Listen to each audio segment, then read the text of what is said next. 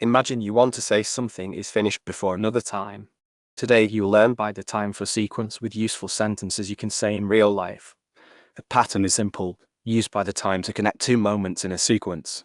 Notice the key words, then add your own detail. Here are 3 examples. By the time I arrived, the meeting had started.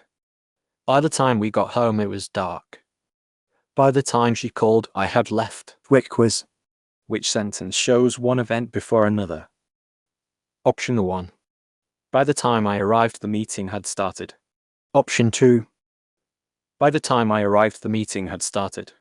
The best answer is by the time I arrived, the meeting had started. By the time shows the second event happened before that moment. Let us recap. Use by the time to connect two moments in a sequence. Practice this sentence: by the time I arrived, the meeting had started. Say it once, then change one detail.